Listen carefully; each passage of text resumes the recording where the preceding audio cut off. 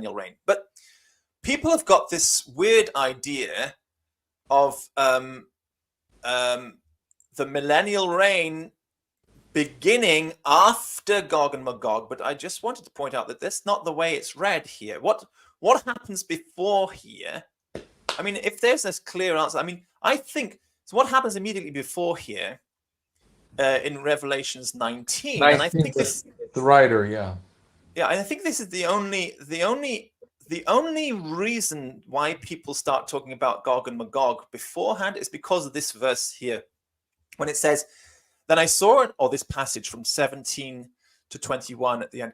"Then I saw an angel standing in the sun, and he cried in a loud voice to all the birds flying overhead, 'Come, gather yourselves together for the great supper of God, so that you may eat the flesh of kings and commanders and mighty men, of horses and riders, of every slave and free, small and great.' And then I saw the beasts and the kings of the earth and his armies assembled to wage war against the one seated on the horse and against his army. And the beast was captured along with the false prophet, who on its behalf had performed signs, deceiving those who had the mark of the beast and worshipped its image. Both the beast and the false prophet were thrown alive into the fiery lake of burning sulfur, and the rest were killed with a sword and proceeded out of the mouth of the one who seated on the horse, and all the birds gorged themselves on their flesh." Now, this part, at least here, when it says, "So that you may eat of the flesh of kings and commanders and mighty men and horses, and they gorge themselves on their flesh," is reminiscent of some verses from Ezekiel about Gog and Magog, right? You know the verses I'm talking about? Yeah, 39, Ezekiel's 38 and 39. So yes. It's kind of reminiscent of those ones when it says, "You will eat the flesh of my," 39:18. "You'll eat the flesh of the mighty and drink the blood of the princes." And so it's reminiscent of this. And so for this reason, I think they say, okay, therefore this is Gog and Magog. And that's absolutely idiotic as far as I'm concerned. That's like saying that the only time anybody ever has supper is when Jesus had the Last Supper with his disciples, and nobody has ever had supper before that time or after that time. That's it. That's the only time that supper ever happened. That's madness. But just because the birds are feasting themselves on the flesh of kings and everything, it doesn't mean that this is Gog and Magog now. But what it is a kind of a foreshadow. It's a foreshadow of the final battle between the forces of good and evil. Essentially, Satan leading his army is the end point. And even the beast and the false prophet is nothing but a foreshadow of that final event. Hence, because it's a foreshadow of that final event, we have some similarities which are like foreshadow type sentences. But then in the same way, if we understand that the beast and his being conquered by the rider on the white horse is a foreshadow of the final event, then we should also understand that the rider of the white horse, who's mentioned, in Revelations 19:11, it's also a foreshadow of the final event. What final event? Well, the final event of taking control of the kingdom and judging all the people at the resurrection. So we have a foreshadow resurrection and a foreshadow of Gog and Magog, which happens when the rider on the white horse defeats the armies of the beast, and then there is the first resurrection. So the first resurrection, which is mentioned in Revelations 20, is a foreshadow of the final resurrection, and the defeat of the beast and the false prophet is a foreshadow of the defeat of Gog and Magog. And that seems pretty straightforward to me. I mean, has anybody talked about this before? Is this you've studied a lot of Christianity in your life. You're very, very well informed about many different sects, and you can take me into the nitty-gritty detail of everything. Can you say, yes, this is reminiscent of this group? They taught something like that before. Well, wouldn't we always say, I mean, when we look at history, we've seen these things repeat into maybe a lesser degree. Now as we live in modern day, things are even more ominous, how we can destroy ourselves in such ways. So the things that kind of cyclically come at us, I think very clearly are shown here. I mean, there's archetypes throughout of all of history. I mean, even as you go back through history, I mean, especially the Babel nation, and it's always the tricky thing with nations and kingdoms And it seems like there is a sanction given in the book of Daniel. Yes, these four kingdoms, these empires will have their reign. But it always looks to me, they're not the main show.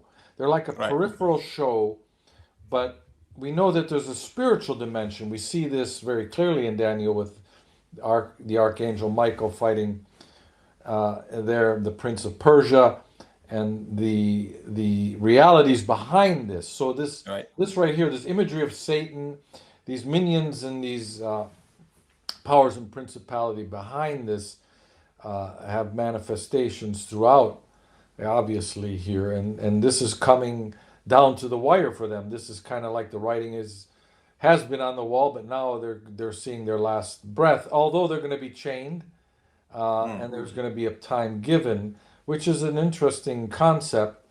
I've been reading some people interpreting this now as that we're coming into this age of Aquarius, especially with this new technology called Bitcoin, because it's based on the blockchain. They say this is the chain that is now going to hold Satan down.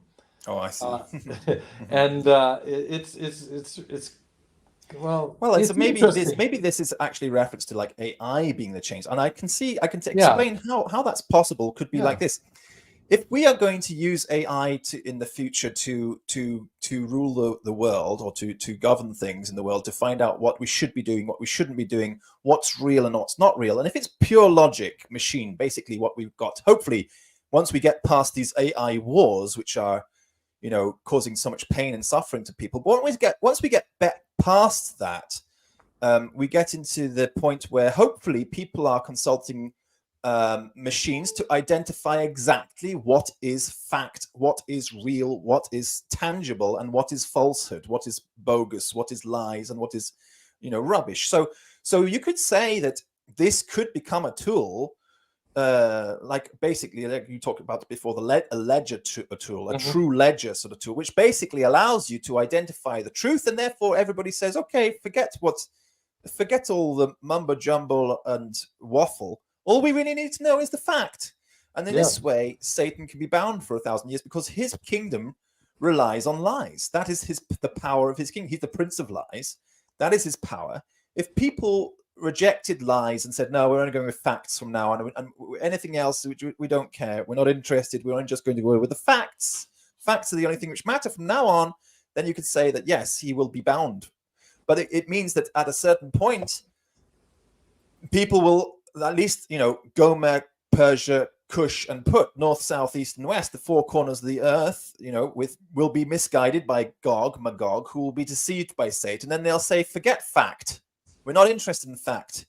We want to have alternative facts, or something like that. Or they can do a 51% hash rate assault, which is technically how someone could overtake the Bitcoin network. This is what basically is the fear now with this whole BlackRock, because BlackRock is buying up these Bitcoin miners, and they are the big beast. I mean, we have to look at this system here with Mystery Babylon. What is it?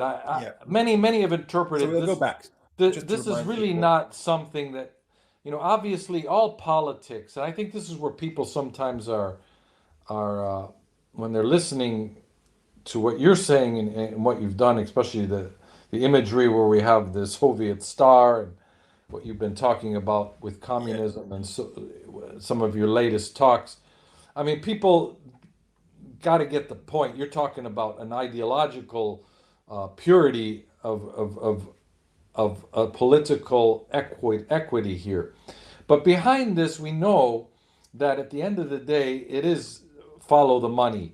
And for people to understand Mystery Babylon, and to understand especially the temple system of the one that Jesus obviously spoke out against, was a manipulation financially. And this has been our reality with fiat money, even with gold, even with going back on various ways of having, we saw this in the Roman Empire, how they skimmed things with their coinage.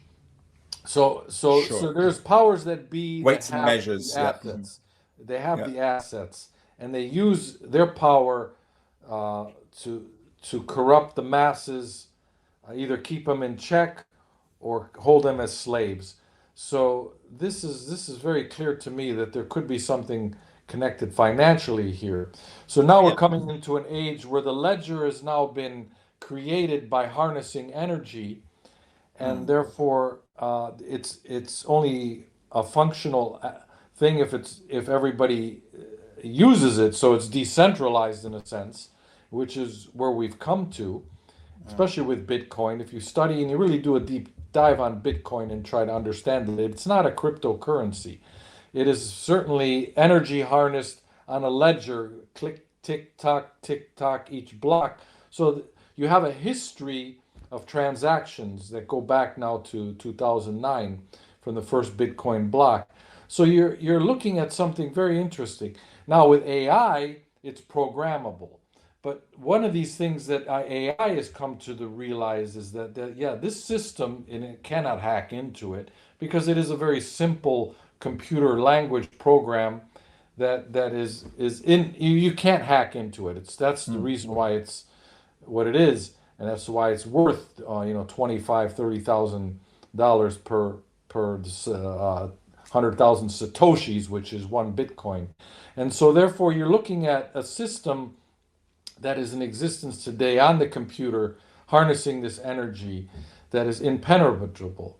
But nevertheless, AI, we're seeing, has been advanced. I think certain organizations have had this. I think there's a clash of titans between these AIs. I agree with you. I think the system that Aladdin has been showing us is the from BlackRock, this one who owns the corporation. They own the corporation, everything. And so these corporations are now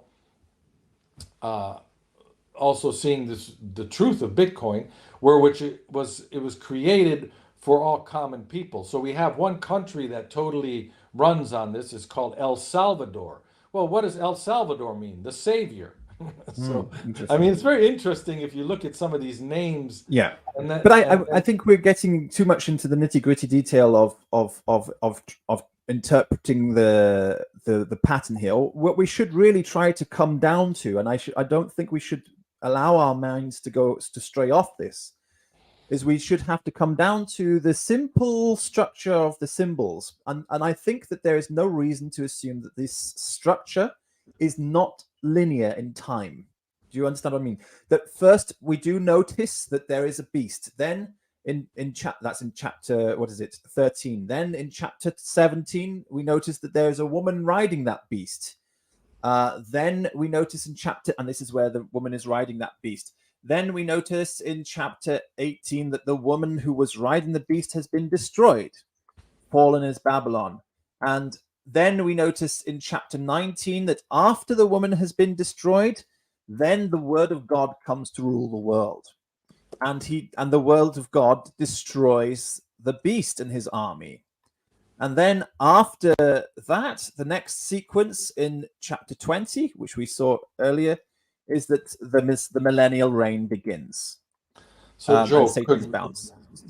And not to detract from this linear, and that is why I'm with you on this. I mean, I think there's a linear thing, but how we look at the first 3 chapters of Genesis, how is it? We have a whole layout. It's a back and forth, right? I think this back and forth. There's a bit of back and forth because up until I think chapter 7, 13 to 17, you could say. Yeah, there's a bit of back and forth because we see a reference to the 2 witnesses being killed, and then there's another reference to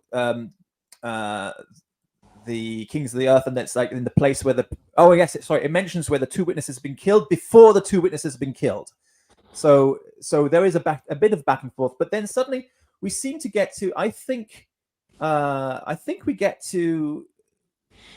we get to here. I think the middle of chapter 17. The beast that you saw in this course of mind, wisdom, victory of the Lamb, they will make war. No, I think probably even. Sorry, we should go back to chapter 16, maybe. Let me just check and see. 16. 6 bowls of wrath. The rag, yeah. No, it's and going to then be even really. before that, I think. I think it's 6. Well, the trumpets, and then you have the bowls where it's the Trumpets are heavy. over a long time ago. There's Yeah. no but things become very linear. Mhm. It's probably, I think it's probably chapter 14. I have to keep on reminding myself it's probably chapter 14. Things become very linear about halfway through chapter 14. Then I saw another angel flying overhead, eternal gospel. Yeah. So from about here onwards, it becomes very linear. There seems to be no more back and forth. An angel flies overhead and warns that Babylon is about to fall and harvests the earth. And then in chapter 15, it talks about the harvesting of the earth, essentially. And then in chapter 16,